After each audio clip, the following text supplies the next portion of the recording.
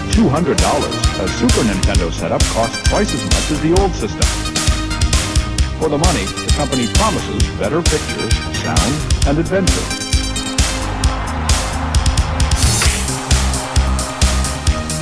Now you're playing with power, superpower. You're the king, I tell you! The king! Only for Super NES. Only on Super NES.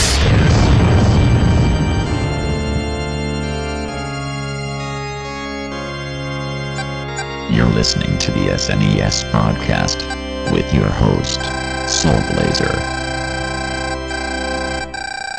Hello, folks. This is Super NES episode number 273 coming to you this time. As always, I'm Greg. He is Joe. Hello.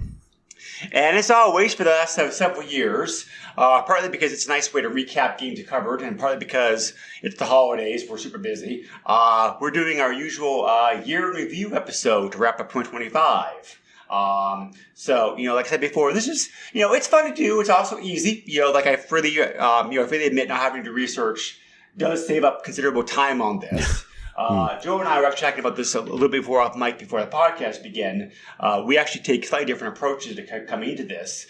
I don't even review any notes coming this episode because to me this is a great chance to think about games you covered recently and be like, what actually stuck out to you? Because as I'm sure that you'd agree with me, Joe, and most game players out there would agree with, a great game is something that sticks with you for like months or years after you played it. There's something about the game, either whether it's like the gameplay or the story or the music that just really makes a mark on you. It can be good, can be bad, can be kind of bleh, but it's those games that really make an impression upon you that are ones you're most likely to think about, for a long time to come. And so, to me, this is a good way to look at something long after the fact and be like, okay, what do I actually remember about this game? Because I don't remember anything about it. It's probably not that good.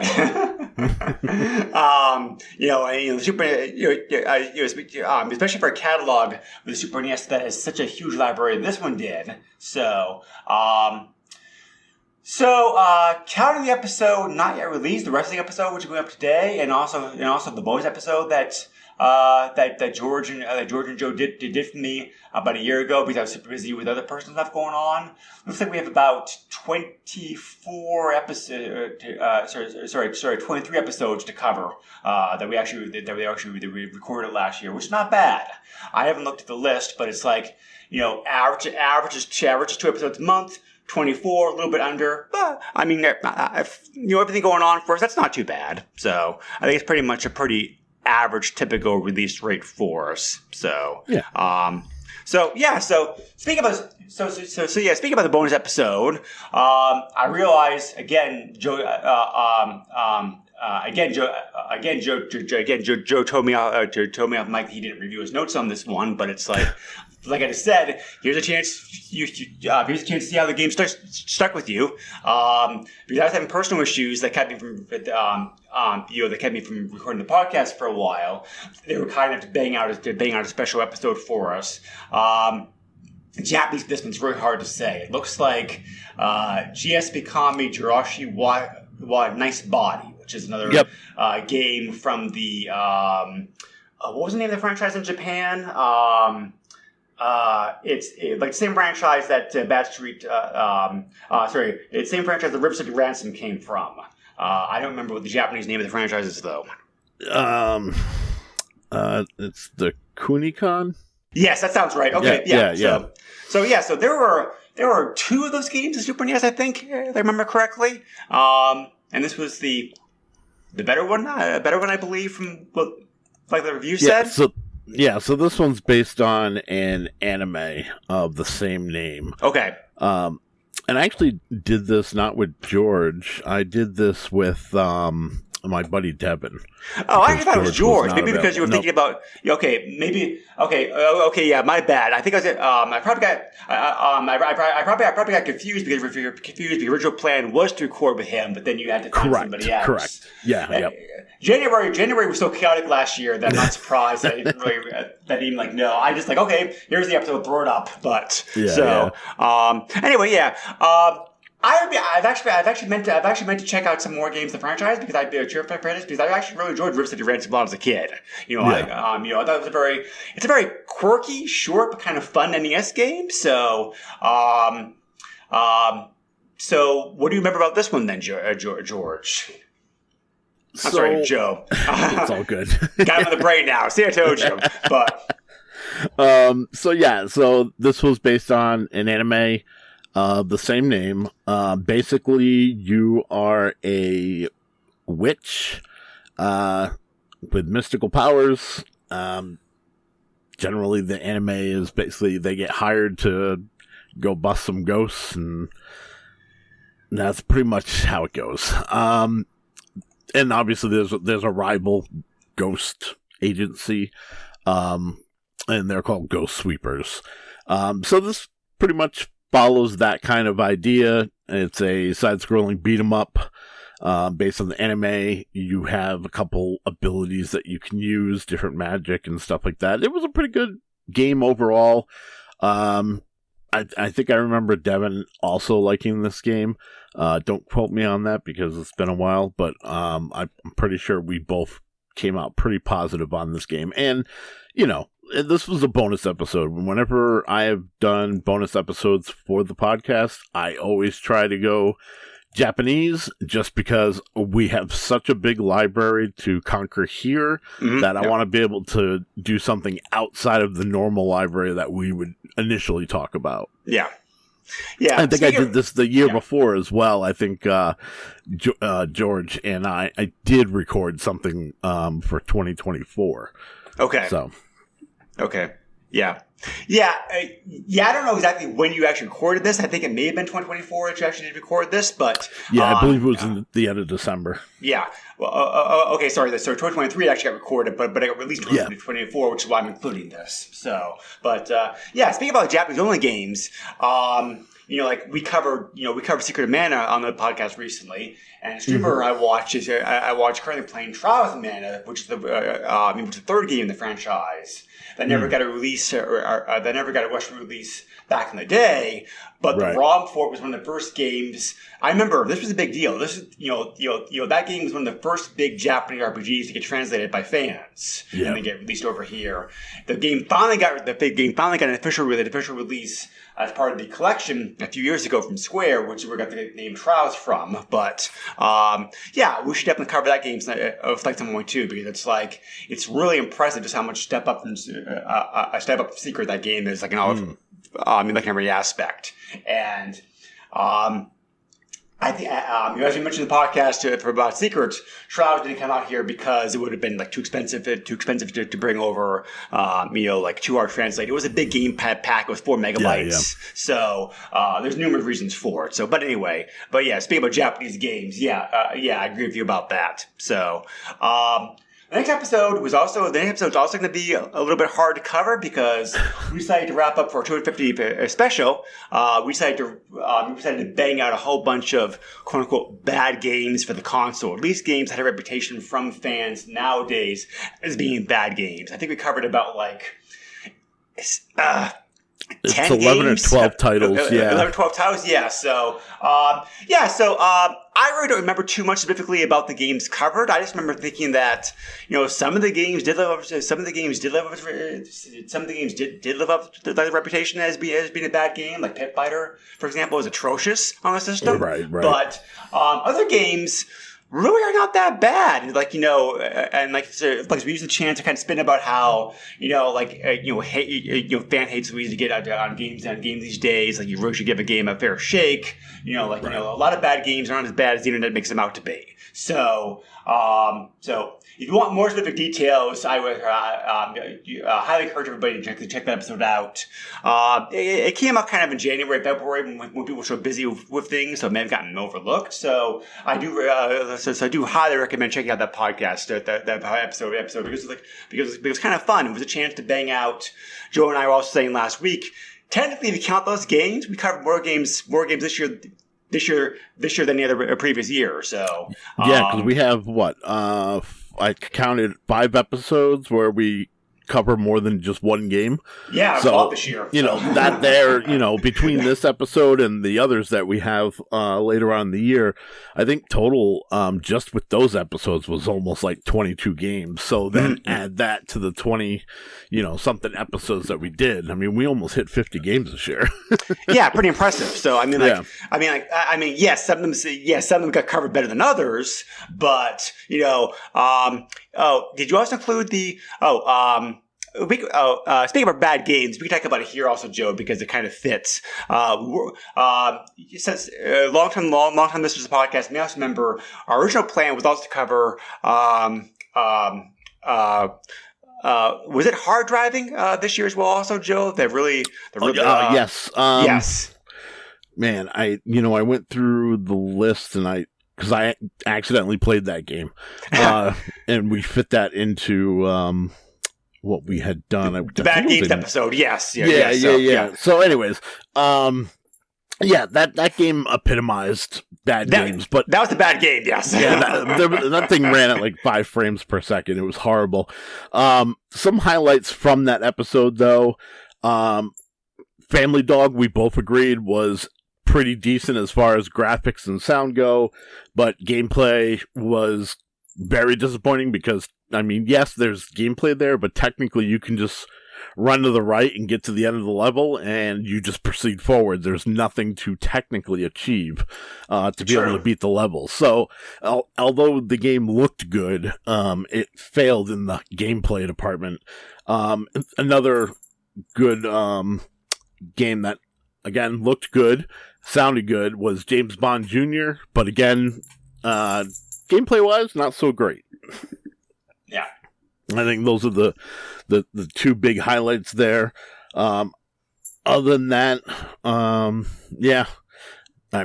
we definitely did better with the next episode, Super Ninja Boy. Yes. Super Ninja Boy is where our regular coverage started. So it gets a bit easier. It gets a bit easier to recap about that. We covered this one because the game recently got added to the Super NES Super NES emulation games on Switch. So. Why? I don't know, because it's not that great of a game, but it's one of those games that's really ambitious in idea. The game really has some fun ideas, like, the whole, like, going around the map, kind of like a light RPG aspect, like, like the battles, the side-scrolling action battles that take place every now and then. Games have done this for me before in the past with great success. I don't know what happened here, but it just did not work very well, unfortunately. Yeah, I don't remember too much from this episode, and I chalked that up to the fact that it probably was very forgettable. I did like the chibi sprites that they used. I do remember that, but outside of that, it's kind of your run-of-the-mill kind of open world. One of the main weaknesses about the game, I do remember, it's very slow. It's a very slow game to play and hard. It's hard to control. So, I think we even said the Japanese version of the game runs faster and therefore therefore was a better experience. So if you're curious about the game, check out the Japanese original instead. Absolutely. So, there's not much text in the game. There's a story, but it's a very forgettable, silly story. So you're not really missing anything out but playing in Japanese. Yeah. So. Next up was our coverage about the 2 Micro Machine games that came up with the system.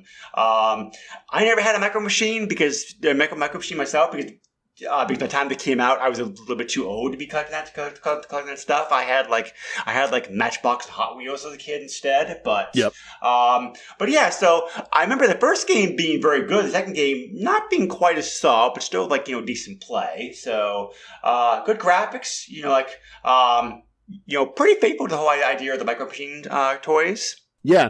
So I had this added to the list because I grew up with the NES game. Loved the NES game. And I really wanted to cover the Super Nintendo game just so I had an excuse to finally play that game. And then we found out that they had the PAL-only release of the second game, Turbo Tournament. So we decided to combine the two of those for this episode. Yep. And you know what? It was Micro Machines. You get exactly what is advertised. It's exactly what you'd expect after playing the NES game. Even Turbo Tournament was very much the same, which is part the reason I think we both agreed that it was kind of a letdown, but it was also, one of those that it wasn't released over here, so it's probably a good reason why. But I to this day I still love Micro Machines. So I have gone back and played this game for the SNES. Okay. I'm kind of left behind my NES version. As much as I love that game, I like the graphics in the SNES version much better. From what I remember, the Super NES version didn't really differ too much from the NES version, except for the version except for graphics and additional cars and races. New tracks, better tracks, I think, even on the Super NES game. Than with the NES track the NES one had. Even the NES one did have some good tracks as well. Yeah. So the next one we covered was the game I had nostalgia for, because I played this back when the system was brand new. Draken, which was a very early Super NES release. Not launch game, but very soon after launch game. Like Nintendo Power back in the day did special 50 games coming out with the system with launch or shortly after the system, and most of those games actually did get released within that time frame. Yep. Draken was one of those games, and Draken was a very ambitious for its time, first person.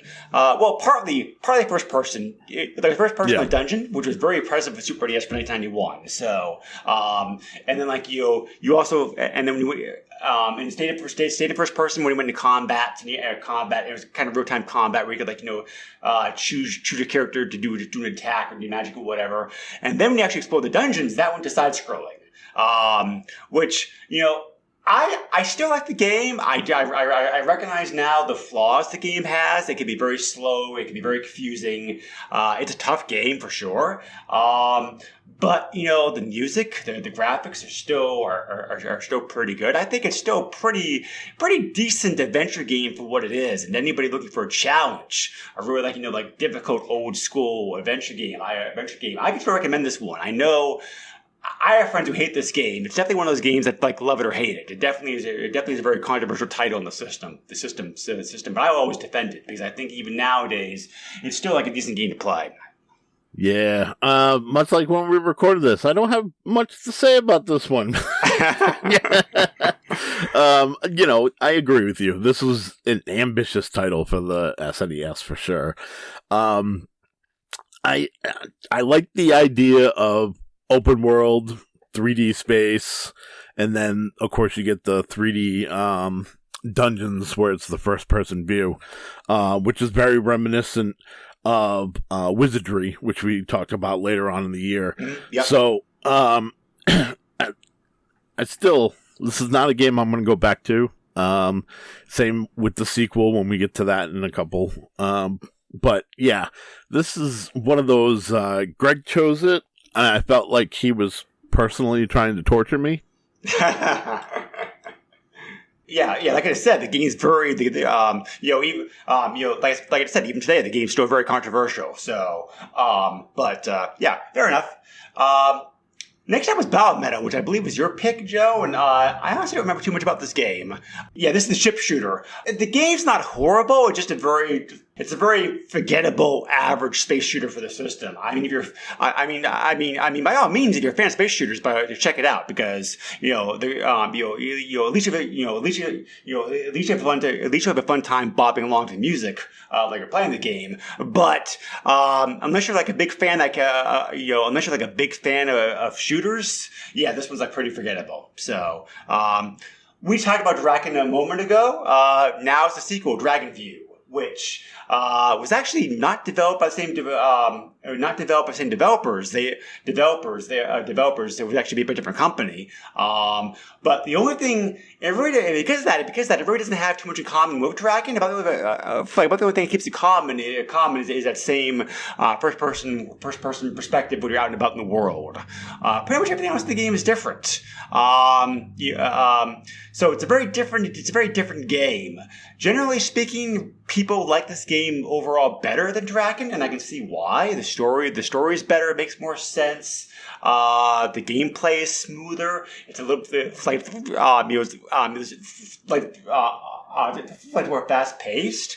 I like this game about as much as Dragon. I think they're both fun games in their own right, in their own ways. So yeah, I can recommend this game. Again, if you're interested in checking out a secure game, both Dragon and Dragon View have gotten re-released on Steam. By the way, I do remember that. So you can get those games for for cheap. In fact, I think at the time I was recording this. This is supposed to be released. You have time still. You should have time still. If you listen to this right when it comes out, the Steam year-end sale should be going on. So I'm sure you can get those games on there for like a pittance of a price if you're curious. But anyway, yeah, Joe kept his hand. He didn't love this one either. So.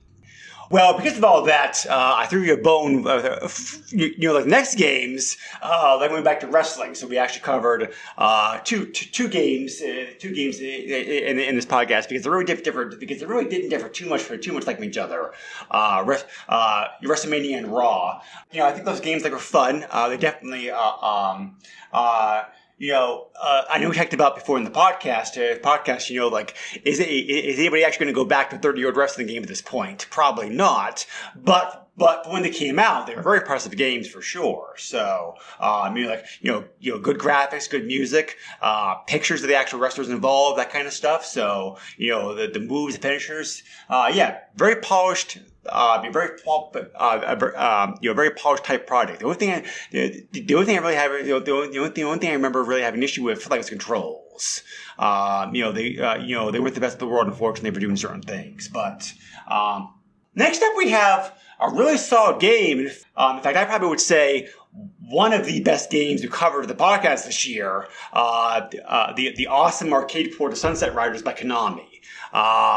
This is a great game. It's fun in the arcade, and Konami did a great job porting arcade games to system, and Sunset Riders is no exception. It's a very fast-paced, fun, challenging, Western-themed shooter where you get to go on, horseback and trains and going through towns and whatnot, just shooting at bad guys. It's like, what else could you ask for? Like a classic 90s arcade game. They had to make a few compromises to the game to make it work with Super NES, but it's not that bad. Just a few minor things here and there. The arcade game is available. In a collection. If you want to get it these days, I guess the arcade game would be the way to go. But the Super NES version is still very, very solid. And definitely when it came out, it was an excellent port. All of Konami's arcade ports came out extremely well. Turtles, it's just like a great example. It wasn't another Konami arcade game that they ported over. I'm drawing a blank right now, but I'm sure there are others. But anyway. Next up we covered, our first guest episode, our first guest episode of the year. My online friend Doom joined us for this one to cover the last game published by Nintendo for the system in North America, Kirby's Dream Land 3. So, Kirby, I don't think needs introduction. This is like. This was kind of a return to the roots. I know that the three of us talked about how different it was since the Kirby games that come out at the time, the pros and cons about that. But this is pretty much an updated version of the classic Kirby's Dream Land 1 and 2. If you enjoy those games, you'll love this one. Very cute, great graphics, fun gameplay, challenging. There's also the challenge is also increased because there's also optional things you can find in each stage to unlock to unlock a hidden reward at the end of the stage, and therefore get all those. You also get a bonus at the end of the game. So definitely replayability for this one. You expected a late Super NES title like this, 95, 96, 97 to be very impressive, and this game definitely delivers in spades. Kirby's Dream Land 3, I mean, like Sunset Riders, this was a highlight this year for sure. Obviously, this game was the last game Nintendo published for the SNES, so this has the benefits of everything that came before, all the trial and error and everything else. This game is, I mean, I say a masterpiece for the system. It's very much like, Yoshi's Island. It's a game that takes advantage of the Super Nintendo and all of its power. And it was a joy to play. Yeah, nope, definitely agree. It's like a very fun game to include to have these days. So this is not available on the Switch last time I checked, unless they've added to the system since then. So which is a shame, but definitely a very fun game. So. We joked before a bit ago, Joe, about how covering X number of games in a podcast or whatever. Right. While technically we did cover the most games in the Bad Games episode, we didn't really spend too much time talking about them because it was a very shotgun approach. Yeah. You want to talk about an episode where we actually went into a deep dive of the games? This episode here is the one that has the record because we covered 4 games in depth for this one. Yep. So-called Hero Games Entertainment Series. I'm using the name Hero Game because that's what the the publishers themselves call the games. Mm-hmm. Because these games were designed for kids to help them to learn more about how conditions that maybe affected them. Also, like diabetes, etc. While also presenting it in a fun package for kids to play, because obviously this information is important for kids to learn, but it's kind of boring. So putting up in an entertaining format helps. They still use that format today. There are modern versions of this game available out there for kids. They're still being made and used. So this was kind of This is a very groundbreaking series in many ways. We recognize the fact that it was important for what it did, and it seemed to, these games. We also covered Bad Games recently. These games are mocked by people as being bad games, and yes, they are very shallow. But you also have to keep in mind, who it was meant for. This is meant for little kids. It's specifically meant to help them learn about a condition that they have and go on from that. It's no, they're not great games, but for what they did. I think they were very impressive, and all the reviews I could find the time periods from parents and focus groups seemed to indicate that they were happy with the games, and the games did what they set out to do. So this really did set the foundation for the modern games of this type we have nowadays that to help kids the same conditions. So these are also pretty rare games because most of them were not sold in stores. They were given away by the companies or whatever. So they're pretty expensive. They're pretty expensive if you're a collector. They definitely are a gem in your collection. You've managed to snag a complete in box version of these bad boys. Yeah. You have anything you want to add on to that? No, I mean, they serve their purpose for what they are, and I think the only one that we had any remote positivity about was probably Packy and Marlin. That one was pretty competent as far as being a platformer. But yeah, I mean, they're edutainment games, and they did exactly what they were supposed to, and like Greg said, they helped tons of children back then understand the condition that they had and how to treat it.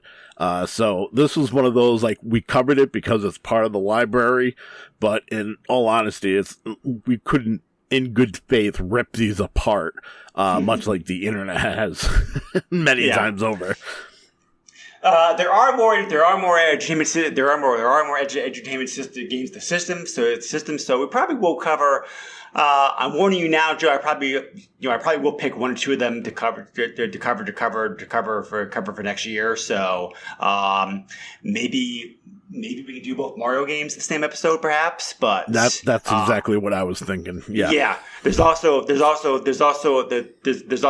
in the World is Carmen Sandiego that could be covered. And probably some other ones too. I can't think of right now. So there's definitely some other games out there. Yep, for sure. Next up is a game that to follow up, like a shooter for this system again, space shooter. We already had covered Super R-Type previously in the history of the podcast. Not a very good game for numerous reasons. R-Type 3 was one of the later follow-ups of that game, specifically designed for Super NES, unlike Super R-Type, and man, as it showed. It's amazing the difference of a few years and a game being developed for the ground up floor system can do for performance. Yeah. Much better game. It plays well. It looks great. The music's solid. I always will prefer the Gradius series, but the R-Type series is also very good, and R-Type 3 is probably the best R-Type game available in the system. This is a solid game. If you enjoy space shooters, there's definitely one to check out even nowadays, I think. Yeah, I remember, comparing this to Super R-Type since we did cover that game. And this was much better. They obviously learned, how to use the system to its strengths. And this was a vast improvement over Super R-Type. So this was a fun breath of fresh air, especially after the other shooter, Biometal. Yes, indeed, for sure. So, definitely worth checking out. I think we do old school shooter games. Yep. Next up is Incredible Hulk, which I'm pretty sure was Joe's pick because of the comic book connection. I do like Incredible Hulk quite a lot.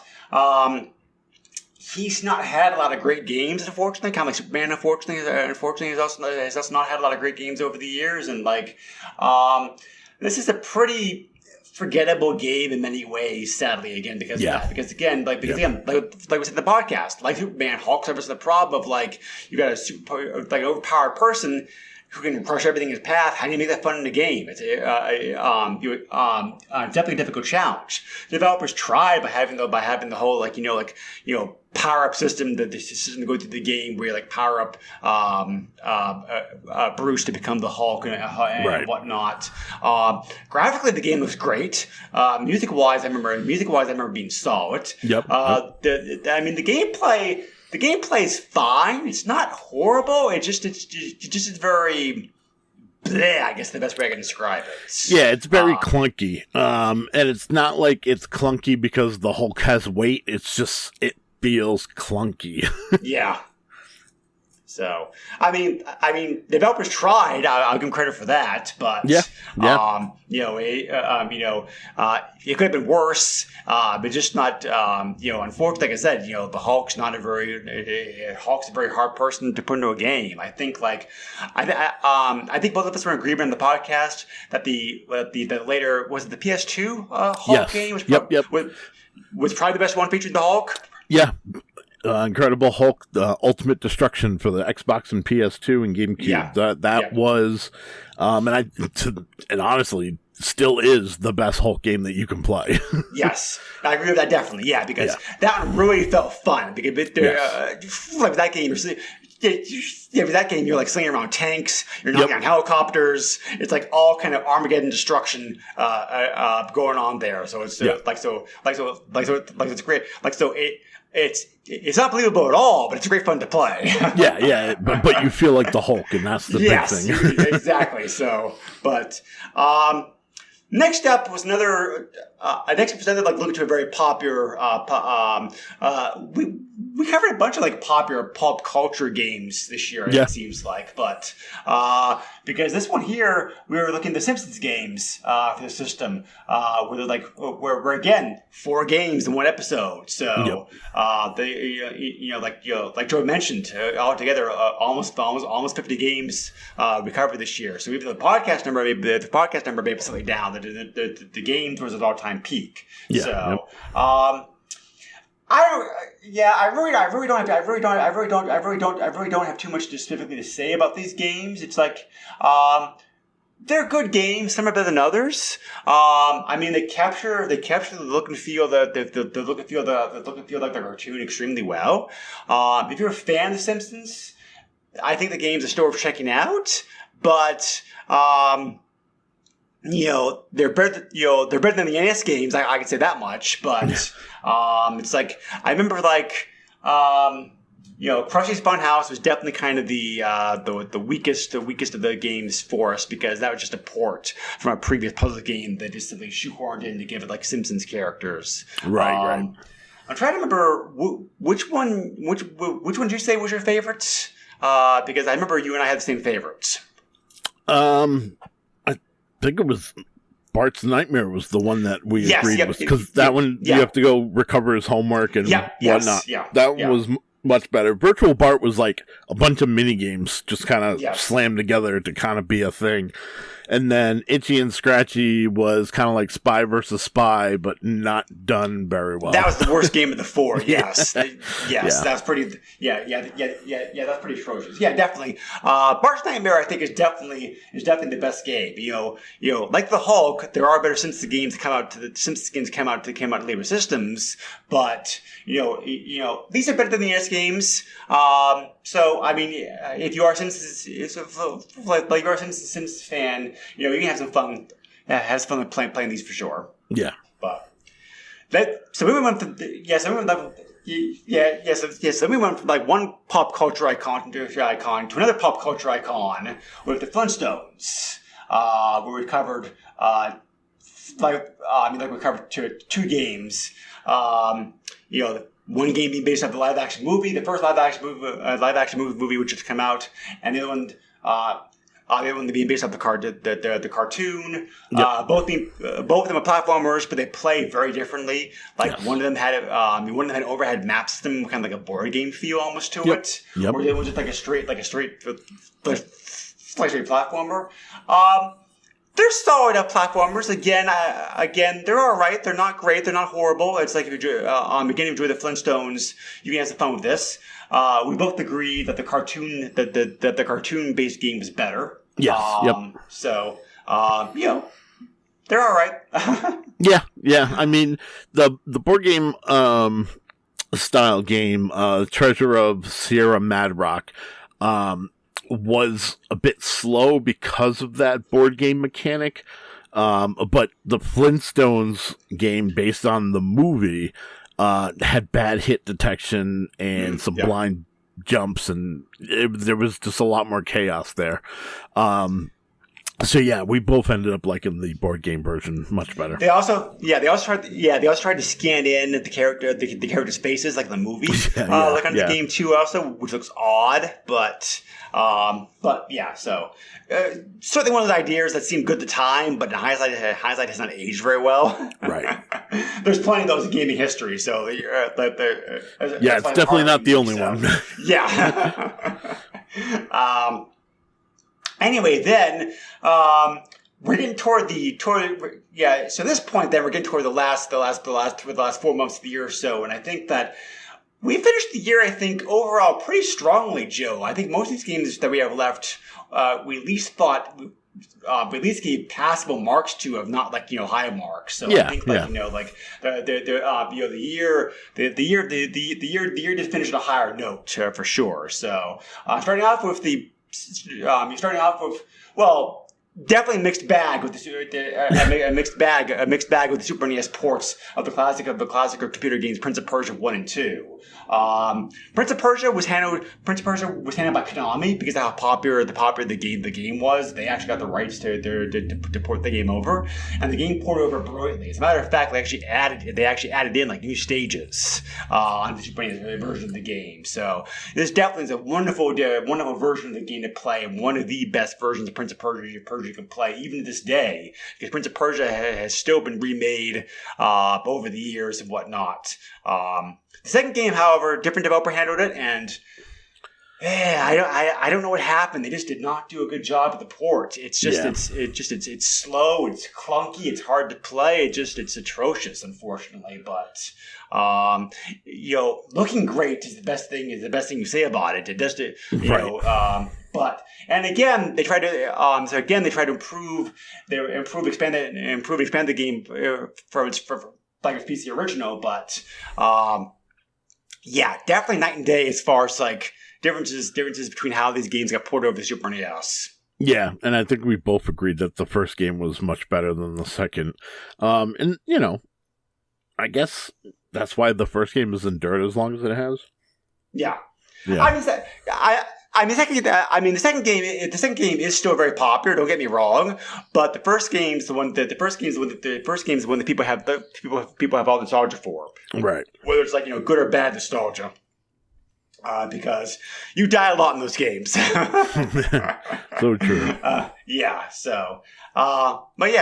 And of course, these are nothing like the modern day Prince of Persia games, which are fun, but they're very different games because they play totally differently than these two games did for sure. So, next up is interesting. Speaking about ports, again recovering ports. This time recovering the ports of the classic computer games Wizardry to Super NES. Wizardry, as we said at the time, was one of the very first big computer RPG series, which influenced a lot of games to come down the pike after them. There was like 8 games made all together in the franchise. Very late Super NES lifespan. I think Joe said. It was like 2000 for Japan. Yeah. They actually they took the 3 NES ports of Wizardry because Wizardry 1, 2, and 3 had already been ported to the NES. Only the first 2 games came out in North America, but all 3 had been ported to the NES in Japan. Upgraded the games again, and then released them as a bundle cartridge on the Super NES. Yeah. So we have here the curious case of a port of a port, basically. Yep. And for 2000. Toward the end, very few games got released in Japan for the Super NES that late. I mean, I think the last game to come out in Japan was like 2003 or something like that. But I have to look to confirm that. But yeah, for this to come out so late in Japan was definitely a shock. And this game, Wizardry games, is still very popular today. So this game has been fan translated, which is how we played it. Very good ports to the games, however. Definitely because original games like from the mid to late 80s, and definitely they're very dated by today's standards. So the console ports gave them like better graphics, better music, better everything really. If you're curious to play these games. This is definitely a great place to start. Having said that, there is a recent remake of the first game on Steam you can get, which is also excellent. But as far as actual like ports of the first ports of the second and third game, the Super NES version still I think is the preferred way to go. Like this collection. Yeah. I remember I was more enthusiastic about these games than you were, Joe. But you didn't hate them either. Like I didn't hate them, but it's the first person dungeon thing. Just doesn't gel with me because I tried to play the Wizardry remake that recently came out, and it had the same kind of feeling. Like it was okay, but it just wasn't grabbing me. Oh, okay. Well, fair enough. Next up is this game. We mentioned before how Dragon was a very controversial game in the system. there's people with, there's people on both camps like love it and hate it. This game also strongly fits in that controversial category. Lesser the Unlikely. Yeah. Which is a very interesting take upon trying to do an adventure game on the system where you play a very not hero at all character. And the developers went all in on that system because it's like Lester gets scared by creatures. He's hard to control. He's not very brave, and you have to like muddle this like slow, clumsy, scary geek basically through the game. To his credit, he does improve and get better and stronger as he gains courage throughout the game. But this is really another case for me where it's like the developers had a great idea, but the system and the limitations just did not allow them to be able to do this in the best possible way. We have it's a playable game, but it's not. But if you want to, but you have to go to the game with a certain mindset, knowing what to expect. Yes. Anybody who wants typical adventure / action game is not going to enjoy this one bit, which is why the game has so many bad reviews to this day, I think. But because it's just a very. If you can go to the game with the right mindset, you can certainly have some fun with this. Like I said, it's a very ambitious game for what it is, but I just think that. I can certainly understand why the game is all the hate these days. Yeah, and I think the biggest thing that I took away from this game was, and I think I mentioned it on the podcast, is that although the trial and error, I understand why it's there, and he's a wimp, so he's got to build up the courage and all that. I'm pretty sure I mentioned the fact that I felt like that system could have been tweaked a little bit. So instead of running into a crab 4 times to finally be brave enough to kick it and kill it, maybe cut that down to like 2, I think that's really the only issue I had with the game. Like you said, this was ambitious. And they had a decent idea. I don't hate the idea. I'm not a fan of the execution, at least here on the SNES. If they had tried to do this, later on in like a 3D space, like with the PlayStation or whatever, I would have liked to see what they could have done with it and been able to advance, that idea a little further. But there was talk about a while back about about them trying to revive the idea to make a more modern version of the game. But unfortunately, based on your point of view, that didn't go. That didn't go anywhere. Yeah. But I agree with you. Modern take of this game would definitely be interesting. Yeah. Next up, we had another compilation of games. Was this 2 or 3 games we covered? So it was Barbie's Supermodel and then the unreleased Barbie Vacation Adventure. I thought it was 2 games. Yeah, I was thinking the third game. The third game I was thinking about for a different system. But yeah, so yeah, we had mentioned the NES game. With this review. So basically, the released game. I mean, again, this is a game that was targeted the specific group. Young girls. and as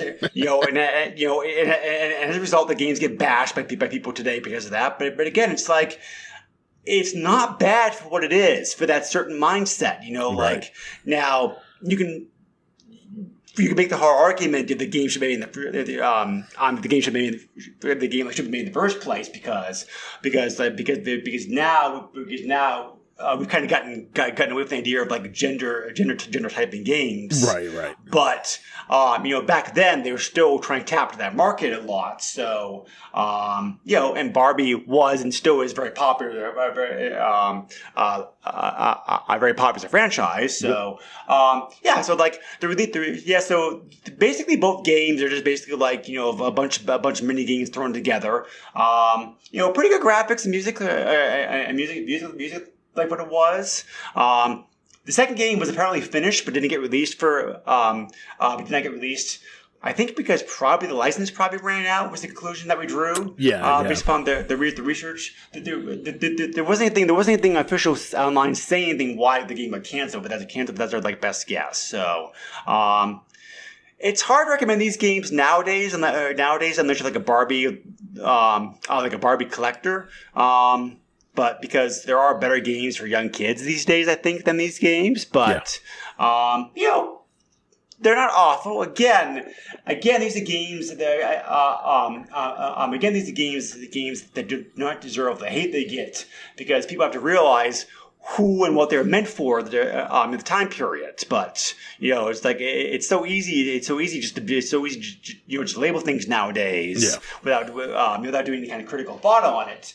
But yeah, again, if you approach the game from the mindset of who they're for, when they're made, and how it was done, you can see that it's fine for what it is. But I think even little girls would have gotten bored of this game in short order, but got back to playing Mario Kirby or whatever. But still, I mean, they're not awful games.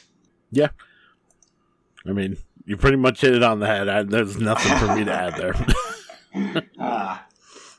So next up is a game I picked. I remember because I never heard of the game. I was curious about it.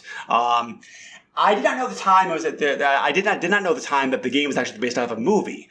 Movies, to be fair, actually, because I kind of took ideas like both movies. The game is called Warlock, based upon two relatively unknown but still somewhat popular movies, based upon just like as the title implies, you're a druid trying to save the world from an evil warlock, that kind of stuff. So the game overall reflects the idea of the movie. You're going around the stages, collecting items. You have various druid spells you can learn to use. It's a fine platformer. Again, we've seen there are a lot of steps, unfortunately, but again, it is what it is. It's just a very average game for what it is. It's like it's not it's not terrible. It's not great. It just kind of is what it is. Yeah, I remember the movement in this game very much being kind of like Prince of Persia, but a bit slower. Yes. So that kind of messes with you as far as gameplay goes. I remember not liking this game all that much, but also not absolutely hating it either. Yeah.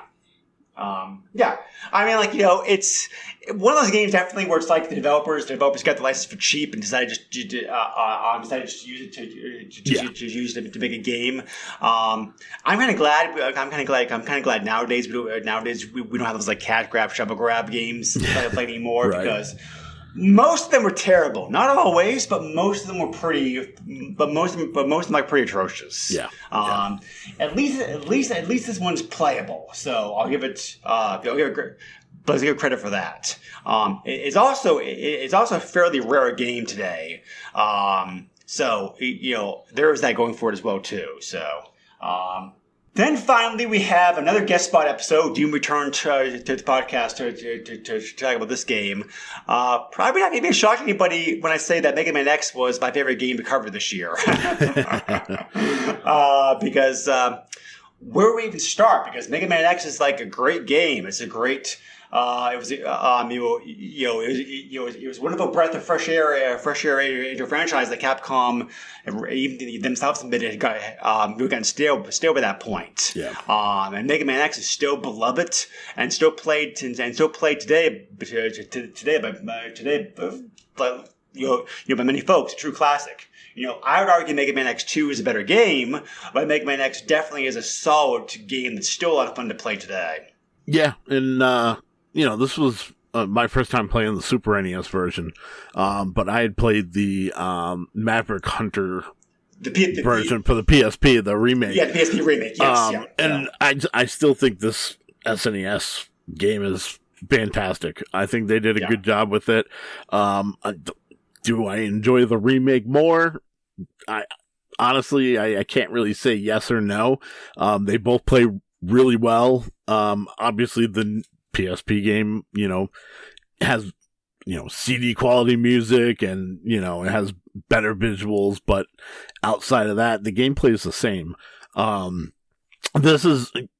It's Kirby's Dream Land 3 and Sunset Riders. Like these are the top 3 that we've played so far. There is a fourth one that we'll be talking about, but yeah. I mean, it's a no-brainer what that fourth one is if you know the episodes. But we played some pretty good games this year. I think so too. Yes. Yeah. So, not really anything like horrible. There definitely were some like stinkers, but I think even the worst game in the list. I have to go down the list here to find out exactly which one I hated the most. I hated that. I guess Super Ninja Boy is the game I probably like.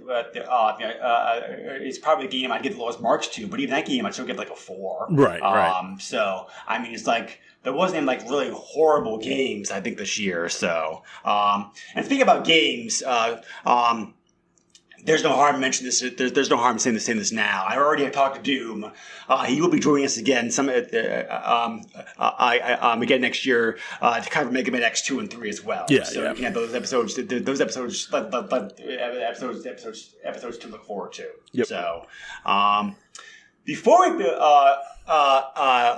we get to our last great game, however, we cover another like pop culture reference. We did a lot of those this year for sure. Yeah. For sure. So this time, Where's Waldo? Which is still a thing. It's certainly not as big of a thing as you said. It's certainly not as big a thing as it was during its heyday, but it is still around. So. So we covered the Super NES version of the game because there was also like NES version and version for other systems as well too. Yep. It follows the formula like Where's Waldo very successfly. Like great graphics, good music. It feels like it feels like a video game version of that hunt, and that's all great. If that's what you want, you definitely have that here. But we also said at the time, it's like, was this really needed? This feels like a cash grab attempt again to cash in the popularity of how popular Waldo was at the time period. It's like there's nothing here special or unique. It's just like another version. It's just basically like more Waldo that really wasn't needed. I mean, it's fine for what it is. If you want more Waldo, then here. But paying full price in this game back in the day would have been a pretty bad choice. Yeah. This is one of the big drawbacks for this game was that everything's the same no matter what. So once you beat the game and you know what you're doing and you know where you're looking for the stuff, it's repeatable. So there's obviously no replayability here, which was one of the things we talked about. Like you pay $60, $70 for this game for the Super Nintendo, and there's no replay value. As a child, I would have been pissed. So, I mean, it is what it is. It's Waldo. Yeah. It's better than the NES version. That's not saying much because the Super Nintendo is supposed to be better. But really, it's the no replay value is what kills this game more than anything else. Yeah. They tried to add in two difficulty. They tried to add in two difficulty levels to be able to make it accessible to younger gamers as well too. But it doesn't. But it doesn't do anything doesn't do anything as far as replay value goes. Unfortunately. Right. All the puzzles are still the same. They're still solved the same way. Yeah. So anyway, as Joe already alluded to, we finished the year, on a pretty high note, I think. The classic sports game NHL '94, the Super NES port of it, which is still considered to be one of the best sports games ever made by a lot of people. It's not hard to see why. Hockey's changed a lot over the last 3 years, like compared to many other sports. This really blends the balance between arcade gameplay and simulation gameplay very wonderfully. In a package that looks great, sounds great, and plays very well. even like 30 years later. So I mean, people still make like Tech Ball. People are still coming out with like roster patches every year. Yep. So you get the current team and players in the game. So that again just goes to is proof to show you how popular the game still is. Yeah, and we still have one more game for 2025, but NHL 94. This is obviously the fourth game I was alluding to. So yeah, fantastic game. I can't say enough because it's NHL 94. You should know the history of EA and their sports games. It could it have gotten better from 94? Sure. But I still go back to this day and play NHL 94. So that tells you how good this game is. Yes. And then, of course, the last game we covered for this year was WCW Super Brawl Wrestling. Yeah, I drew a blank on that for a moment. Yeah. For a moment, because we're actually releasing that on the day we're recording. Correct. So, Correct. This is interesting. This was interesting to me because I really didn't know too much about WCW. I remember being a rival league of the WWF, but not being a wrestling fan like Joe is. Pretty much my knowledge of it ended there. So this was this was the only. This was the only WCW licensed game to come on the system. Yep. So this was interesting. This was a chance to look at a different league and see how they differed. Who's on the roster, that kind of stuff, and I enjoyed. There was a lot I liked about the game. I liked the overhead graphical viewpoint. Some people don't, but I thought it was good. The characters look great. The sprites look great. Again they use pictures and voice effects and signature moves and whatnot, but. Gameplay wise, unfortunately, it was a letdown. It's a very slow game. It's not. There are better wrestling games on the system. Unfortunately, the WCW series definitely got a lot better in the N64 and PlayStation days. Yeah, absolutely. So, and obviously, this will come out after that podcast is already out. But that was pretty much a history lesson from Joe on wrestling. That episode sprinkled in with gameplay for the game. It's a button masher. The game starts off great. You get a great opening, full sound and all that, music. But then it's void of music the rest of the game. You occasionally have commentary come on while you're wrestling. The wrestlers will sometimes, cut a promo during the match, which is great. But it's just overall, unfortunately, they missed the mark here. They had that first 10 seconds when that title screen shows up. There's promise there. And then that promise is just crumpled up and thrown away, unfortunately. Yeah. But, hey, I think pretty much we covered all the wrestling games now for the Super Nintendo. So at least the ones at least the ones came out at least the ones came out North America. Okay. There are some Japanese games like the aforementioned pro wrestling games that we certainly could cover. So So that was 2024. Joe and I think are going to be pretty similar. 2025. Sorry, 25. Yeah. Joe and I think are pretty similar as to what games, what three games that we enjoyed the most. We're both going to agree upon Mega Man X. We're both going to agree on Sunset Riders. Where I think where I think we differ is that I'm going to give the nod to NHL 94 as being the third game. My list. Okay. So for me, I was going Mega Man X, Kirby's Dream Land 3, and then NHL 94. Okay, okay. The reason I'm stand leaving corrected then, yeah. Sunset Riders off is because as much as that port is fantastic, today in 2025, it is easy to play the arcade version, and that's the version you should be playing. So although we are an SNES podcast, and I should be recommending the Super NES game, I'm going to tell you go play the arcade version. The originals are almost always better. Yeah. Now, having said that, I will make a case as I just said a few minutes ago, that the Super NES version of Prince of Persia 1 is still great. Is probably still the best classic version of the game to play. Yeah. Because of everything they added onto the game. Right. But having said that, all things being equal, the original game is always going to trump a port. Yep. I do think, speaking about like Konami arcade ports, I actually, I prefer playing Turtles in Time Super NES compared to the arcade, because I think because I think the differences Konami made the Super NES version of the game are better than the arcade version of the game. Yeah, but, I'd agree with that. That's a very edge unique case. Also, I think.